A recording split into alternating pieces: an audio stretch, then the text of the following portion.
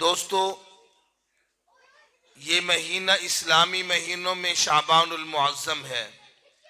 اس سے پہلا مہینہ رجب المرجب ہے، اور اس مہینے کے بعد آنے والا رمضان المبارک ہے۔ رمضان المبارک تمام مہینوں کا سردار مہینہ ہے، اور یہ بڑی عظمت والا، بڑی شان والا مہینہ، یہ شعبان اور رجب دونوں مہینے یہ استقبال رمضان کے مہینے کہلاتے ہیں۔ حضور علیہ السلام اپنے صحابہ کو بھی ترغیب دیا کرتے تھے کہ رمضان کی تیاری کرو، اور خود بھی تیاری فرمایا کرتے تھے اور اپنا تہبند کس لیا کرتے تھے۔ جس طرح سے ہمارے ہاں دیہات میں کام کرنے والے لوگ یہ کام کرنے کی غرض سے اپنا تہبند کس لیتے ہیں، اسی طرح سے حضور علیہ السلام بھی رمضان المبارک کی عبادات کے لیے اپنے آپ کو تیار کر لیا کرتے تھے۔ صحابہ کرام کو آپ فرماتے کہ ایسے کام سمیٹ لو جو تمہاری عبادتوں میں، رمضان المبارک کی تلاوتوں میں، اور اس رمضان المبارک کے روزوں میں وہ چیزیں، وہ کام جو تمہارے لیے رکاوٹ بننے والے ہیں، ایسے کاموں کو جلدی سے سمیٹ لو۔ تو یہ تیاری ہوتی تھی رمضان المبارک کی۔ میرے دوستو، رمضان المبارک بالکل قریب ہے۔ اس رمضان المبارک میں اللہ تبارک و تعالی نے نیکی کا ریٹ بڑھا رکھا ہے۔ حضور علیہ السلام اپنے صحابہ کو ترغیب دے رہے ہیں۔ آپ فرما رہے ہیں، یا ایھا الناس، لوگو، قد اظلکم شہر عظیم، تمہارے اوپر ایک بڑی برکت والا، عظمت والا مہینہ سایہ ڈال رہا ہے۔ شہر مبارک، برکتوں والا مہینہ۔ اس مہینے میں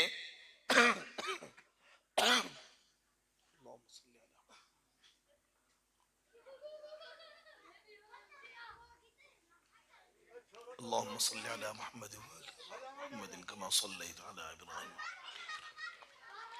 اللہم بارک علی محمد وعلی آل محمد کما بارکت علی ابراہیم۔ شہر مبارک، یہ برکتوں والا مہینہ، اس میں اللہ تبارک و تعالی بندوں کا رزق بڑھا دیتے ہیں۔ شہر یزاد فیہ رزق المؤمن۔ عام دنوں میں ہمارے گھر کے اندر وہ نعمتیں نہیں ہوتی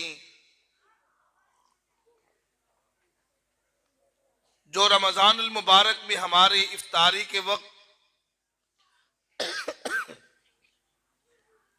ہمارے دسترخوان پہ ہوتی ہیں۔ یہ رمضان المبارک کی برکت ہے۔ چاہے وہ امیر آدمی ہے، چاہے غریب آدمی ہے، ہر ایک کے دسترخوان پہ اللہ تبارک و تعالی رمضان المبارک کی برکت سے نعمتوں کے انبار لگا دیتے ہیں۔ یہ رمضان المبارک کی برکت ہے۔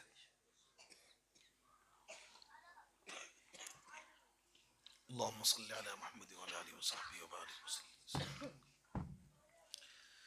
اس میں اللہ تبارک و تعالی نے نیکی کا ریٹ اس طرح سے بڑھا رکھا ہے، جو آدمی نفل ادا کرتا ہے اس کو فرض کے برابر اجر اور ثواب ملتا ہے۔ من تقرب فیہ بخصلۃ من الخیر کان کمن ادی فریضۃ فیما سوا، ومن ادی فریضۃ فیہ کان کمن ادی 70 فریضۃ فیما سوا۔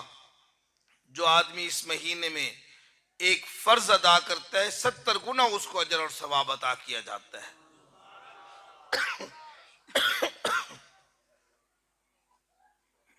اللہم صلی علی محمد وعلی آلہ وصحبہ وبارک وسلم۔ اللہ تبارک و تعالی نے جعل اللہ صیامہ فریضہ، اس رمضان المبارک میں روزے رکھنا فرض قرار دیا ہے، وقیام لیلہ تطوعا، اور راتوں کو قیام کرنا، راتوں کو جاگنا، تراویح میں قرآن سننا، قرآن سنانا، یہ ثواب کا کام بنایا۔ میرے دوستو، یہ عظمتوں والا مہینہ، یہ برکتوں والا مہینہ یہ آ رہا ہے۔ حضور علیہ الصلاۃ والسلام ترغیب دے رہے ہیں، صحابہ کرام کو تیار کر رہے ہیں۔ فرمایا کہ ہر ایک نیکی کا ریٹ اللہ تبارک و تعالی نے بڑھا دیے ہے، ہر ایک نیکی کا ریٹ چڑھا ہوا ہے، لیکن الا الصوم، یہ نہ سمجھنا کہ جس طرح سے عام نیکیوں کا ریٹ چڑھا ہوا ہے اسی طرح سے روزے کا بھی۔ فرمایا کہ نہیں، روزہ میرا اور میرے بندے کا معاملہ ہے۔ حالانکہ اس کو بہت ساری جگہ ایسی بھی مل جاتی ہیں جہاں یہ کھا بھی سکتا ہے، پی بھی سکتا ہے، لیکن میری معیت کا استحضار کرتے ہوئے نہ کھاتا ہے نہ پیتا ہے، اور یہ سمجھتا ہے کہ میرا رب مجھے دیکھ رہا ہے، یہ سب کچھ میرے لیے کر رہا ہے۔ فَإِنَّهُ لِي وَأَنَا أَجْزِي بِهِ، میں اس کو اپنی شان کے مطابق جزا عطا کروں گا۔ جب شام ہوتی ہے، روزے دار کے منہ کے اندر معدے میں بھوک کی وجہ سے اب خرات کا صعود ہوتا ہے اور منہ کے اندر بدبو پیدا ہو جاتی ہے۔ فرمایا کہ مجھے تو یہ کستوری سے بھی بڑھ کر خوشبو لگتی ہے، یہ بندوں کو بدبو نظر آتی ہے، مجھے یہ خوشبو لگتی ہے۔ یہ اللہ تبارک و تعالیٰ اپنی شان کے مطابق جزا عطا فرمائیں گے، دنیا کے اندر بھی اور آخرت کے اندر بھی۔ فرمایا کہ جب تم آخرت میں آؤ گے روزے دارو، میں نے جنت کے اندر بہت سارے دروازے رکھے ہیں، لیکن اس میں ایک دروازہ ہے جس کا نام ہے ریان، لا يدخلہ الا الصائمون، اس دروازے سے صرف روزے داروں کو ہی گزاروں گا۔ تو میرے دوستو، روزوں کے لیے، تراویح کے لیے، رمضان کی عبادات کے لیے اپنے آپ کو ابھی سے تیار کر لو۔ یہ استقبال رمضان کا مہینہ ہے، اپنے ایسے ایسے کام سمیٹ لو جو آگے چل کر تمہاری عبادتوں میں رکاوٹ ڈالنے والے ہیں۔ آج کی رات، یہ جو شب برات، یہ فارسی کا لفظ ہے، شب برات، یہ نجات کی رات کہلاتی ہے۔ حدیث میں اس کو اذا كانت لیلۃ النصف من شعبان، لیلۃ النصف من شعبان، یعنی شعبان کی 15 کی رات اس کو کہا جاتا ہے۔ تو یہ رات بھی بڑی عظمت اور بڑی شان والی رات ہے۔ اس رات کے اندر بھی اللہ تبارک و تعالیٰ کی رحمت کا نزول ہوتا ہے، اور آگے رمضان المبارک کے اندر تو بہاریں لگ جاتی ہیں۔ یہ رات بھی کوئی کم درجے کی نہیں، اس رات کے اندر بہت کچھ ہوتا ہے۔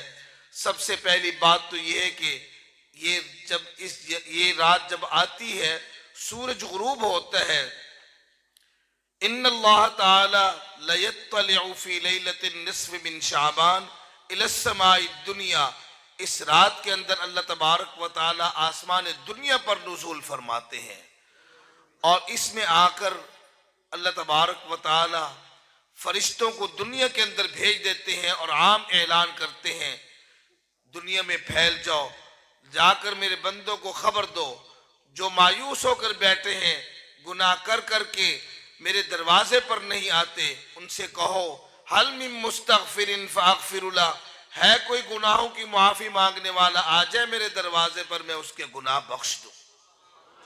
میرے دوستو، اس رات کے اندر عام مغفرت کا اعلان ہے، اور اللہ تبارک و تعالیٰ فرشتوں کے ذریعے سے منادی کر رہے ہیں، ہے کوئی گناہوں کی معافی مانگنے والا۔ گناہوں کی بڑی نحوست ہوتی ہے، رزق کے اندر تنگی آتی ہے، معاشی طور پر آدمی بدحال ہو جاتا ہے، پریشانیوں کا شکار ہو جاتا ہے، اسی طرح سے اور بھی بہت سارے مسائل پیدا ہو جاتے ہیں۔ سب سے بڑا نقصان یہ ہوتا ہے کہ انسان کا دل سیاہ ہو جاتا ہے، لیکن اس گناہ کی وجہ سے انسان کے اندر مایوسی پیدا ہو جاتی ہے۔ اللہ تبارک و تعالیٰ فرماتے ہیں کہ میرا دربار مایوسی کا دربار نہیں ہے، میرا دربار یہ امیدوں کا دربار ہے۔ جو آدمی آئے مجھ سے امید لگا کر آئے اور میں اس کی امید پوری کروں گا اور اس کی حاجت روائی کروں گا۔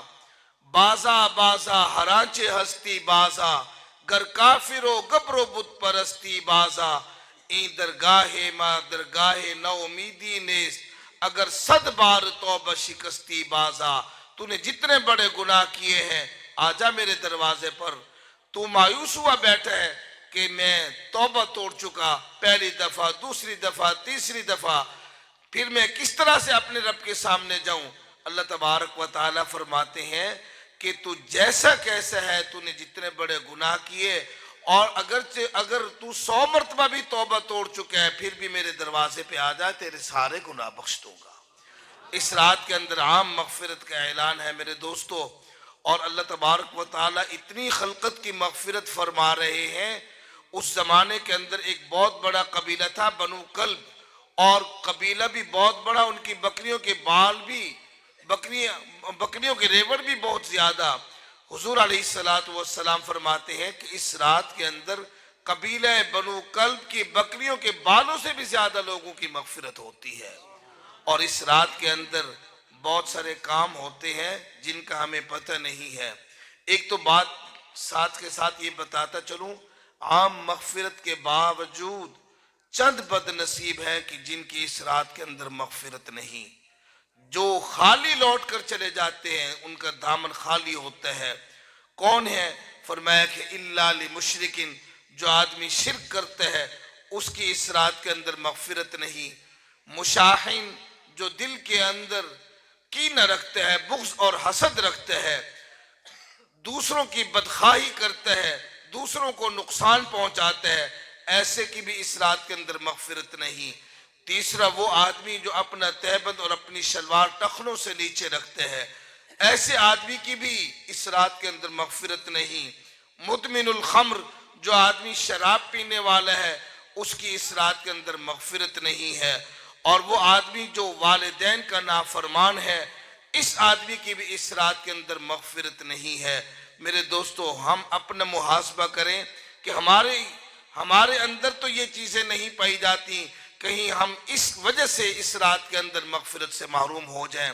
ابھی بیٹھے بیٹھے اپنے رب سے یہ معاملات صاف کر لو تو اللہ تبارک و تعالی یہاں سے بخشش کا معاملہ کر کے یہاں سے اٹھنے دیں گے اور اٹھائیں گے کہ اللہ تبارک و تعالی ہماری مغفرت فرما دیں گے۔ تو یہ لمحات بڑے قیمتی ہیں، ان لمحات کے اندر اپنے رب کو راضی کر لو۔ یہ جتنے بھی ہمارے معاملات چل رہے ہیں، مشکلات ہیں، پریشانیاں ہیں، یہ سارا ہمارا معاملہ اپنے رب کے ساتھ بگڑا ہوا ہے۔ ایک حدیث اور اس کا مفہوم عرض کر کے اپنی بات کو ختم کرتا ہوں۔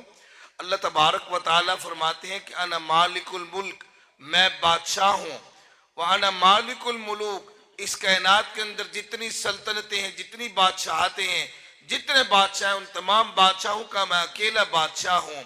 اللہ تبارک و تعالیٰ فرماتے ہیں قلوب الملوک فی یدی، ان بادشاہوں کی دل میرے قبضے کے اندر ہیں۔ اب معاملہ کیا ہے کہ کوئی بندہ خوشحال ہے اس کائنات کے اندر، کوئی آدمی بدحال ہے اور پریشان حال ہے، تو میرا معاملہ ان کے ساتھ اس طرح سے چل رہا ہے، میں بندوں کو دیکھ رہا ہوں۔ اذا ان العباد اذا اطاعونی، میرے بندے جب میری عبادت میں لگ جاتے ہیں، مجھے راضی کرتے ہیں، مجھے خوش رکھتے ہیں، میری مانتے ہیں اور میرے محبوب کی اطاعت میں چلتے ہیں، ان کے ساتھ تو میرا معاملہ یہ ہوتا ہے، ان بادشاہوں کو ان پہ مہربان کر دیتا ہوں۔ حولت قلوبہم، کہ ان کے دلوں کو پھیر دیتا ہوں۔ بادشاہ بڑی شفقت کرتے ہیں، ان کے ساتھ بڑی محبت کرتے ہیں اور ان کے لیے آسانیاں ہی آسانیاں پیدا کر دیتے ہیں۔ وَإِنَّ الْعِبَادِ إِذَا عَصَوْنِي، پھر دیکھتا ہوں کہ اگر یہ بندے میری نافرمانی پہ اتر آئے ہیں تو پھر میں ان بادشاہوں کے دلوں کو سخت کر کے ان کی طرف پھیر دیتا ہوں۔ یہ بادشاہ یسومونہم سوء العذاب، ان کو سخت عذاب چکھاتے ہیں اور ان کو تکلیفیں دیتے ہیں، ان کے لیے مشکلات پیدا کر دیتے ہیں۔ تو میرے دوستو، اللہ تبارک و تعالیٰ اس حدیث کے ذریعے سے ہمیں بتانا چاہتے ہیں کہ جو تمہارے دنیا کے معاملات ہوں یا آخرت کے معاملات ہوں، یہ سارے تمہارے ہاتھ کی کمائی سے ہیں۔ وہ جس طرح سے تبلیغی جماعت والے حضرات فرماتے ہیں کہ اللہ تعالی نے احوال کو اعمال کے ساتھ جوڑا ہے، جیسے تمہارے اعمال ہوں گے ویسے ہی تمہارے احوال ہوں گے۔ اعمالکم عمالکم، جیسے ہمارے اعمال ہوں گے ویسے ہمارے اوپر حکمران مسلط کیے جائیں گے۔ تو اگر ہم اپنے معاملات اپنے رب کے ساتھ درست کر لیں گے تو ہمارے دنیا کے معاملات بھی درست ہو جائیں گے اور آخرت کے بھی درست ہو جائیں گے۔ اگر ہم اپنے رب کو راضی نہ کر سکے تو پھر اسی طرح سے مشکلات کا شکار رہیں گے۔ اللہ تعالی ہمیں اپنی دربار سے مانگنے کی اور مستفید ہونے کی توفیق عطا فرمائے، اور اللہ ہم سے راضی ہو جائے۔